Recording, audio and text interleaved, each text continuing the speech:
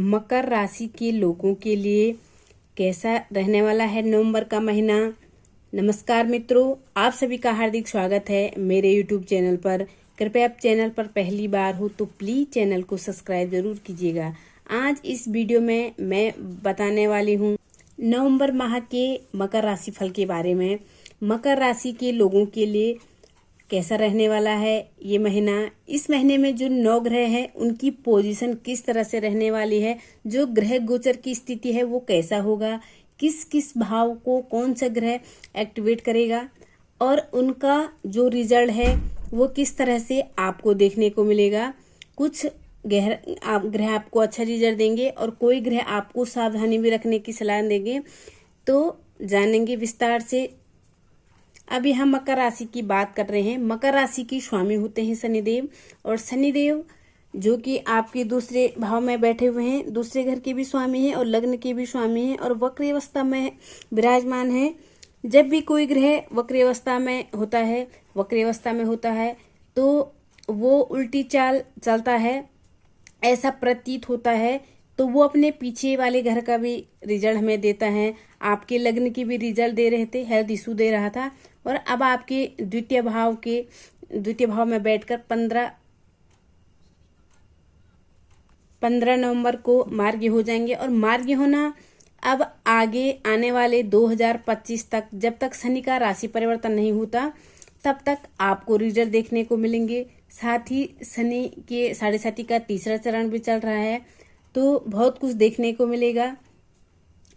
आपके राहु आपके मीन राशि यानी तीसरे घर में विराजमान है और केतु हमेशा ठीक उसके सामने यानी कि जो आपके भाग्य भाव में बैठे हुए हैं।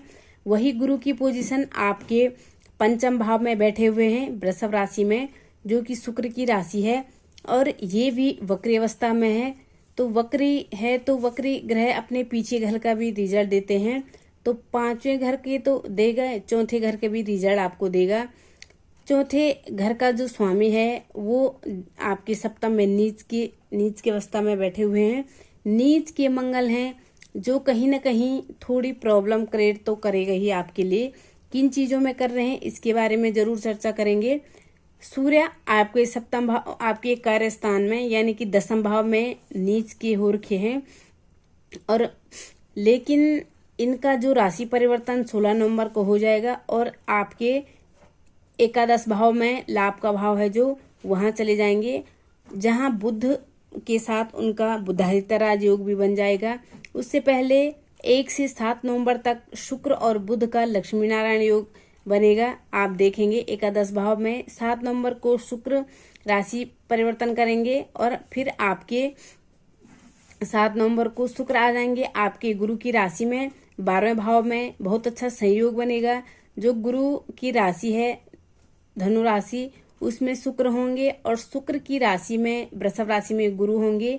ये एक परिवर्तन योग होगा। जब एक ग्रह दूसरे ग्रह की राशि में और दूसरा ग्रह उसकी राशि में आ जाता है तो इसे परिवर्तन योग कहते हैं, और यह एक बहुत अच्छा परिवर्तन होता है, बहुत अच्छा योग माना जाता है। ये जो परिवर्तन योग है अच्छा रिजल्ट मिलेगा। गोचर में बहुत अच्छी अवस्था है, और किस तरह से मिलेगा पहले इस बारे में बात कर लेते हैं। सबसे पहले शनि की बात कर लेते हैं, जो आपके राशि के स्वामी हैं। अभी तक शनि जो है वक्री हैं, आपके लग्न के भी आपको रिजल्ट दे रहे थे। जो कार्य आपके पीछे बिगड़े उनको ठीक करने का मौका भी देता है वक्री ग्रह।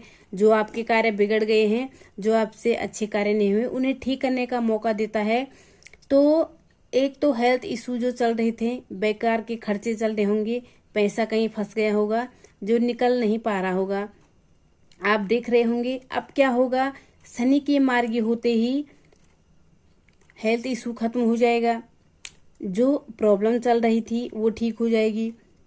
हड्डियों से संबंधित, माइग्रेन से जुड़ी जो भी समस्याएं थी, अब वो पैरों से जुड़ी हुई नस से संबंधित समस्याएं थी, और साथ में धन का जो एक खर्चा हो रहा था, मेडिकल पे भी हो रहा था।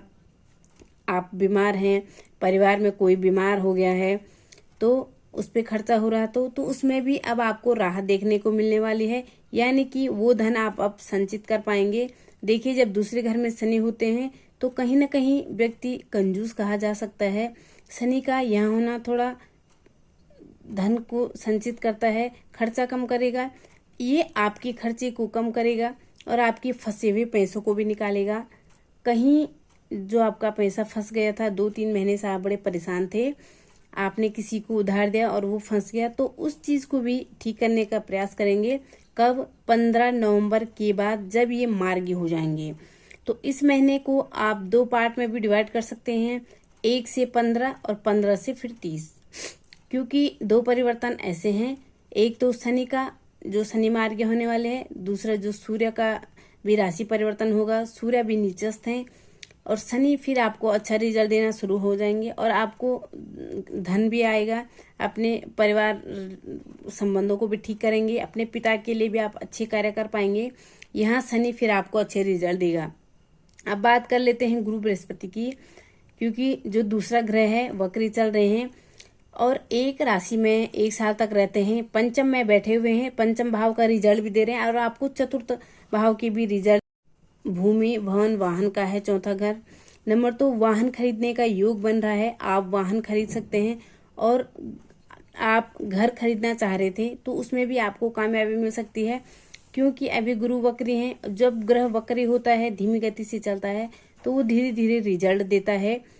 कोई फ्लैट आप लेना चाहते थे, कहीं फ्लैट में आप शिफ्टिंग करना चाहते हैं, उसके अच्छे योग बन रहे हैं।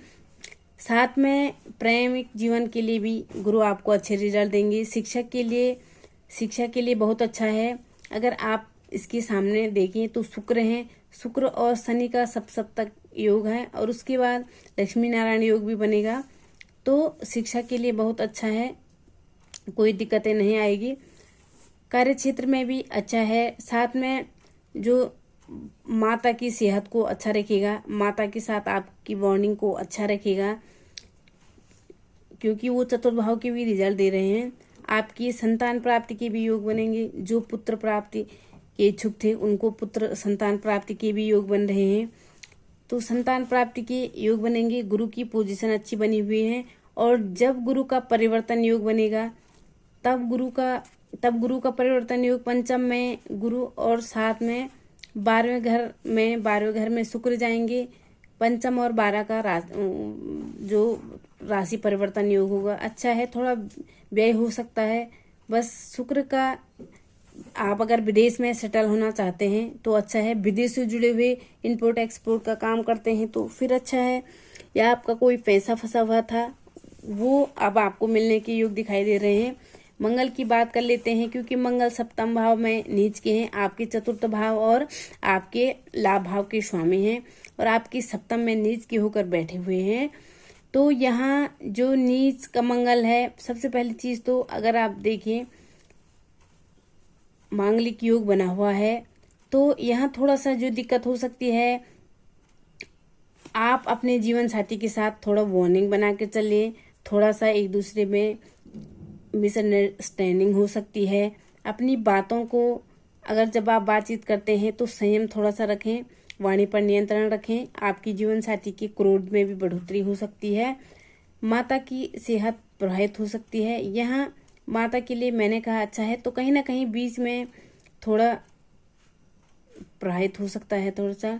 ये मंगल यहाँ है, लेकिन मंगल आपके लग्न को भी देख रहा है, जो उच्च की राशि है, जो ग्रह की जो सामने जहाँ ग्रह नीच का होता है ठीक उसके सामने वाली राशि पर उसकी नजर होती है, तो वह उसकी उच्च की राशि होती है।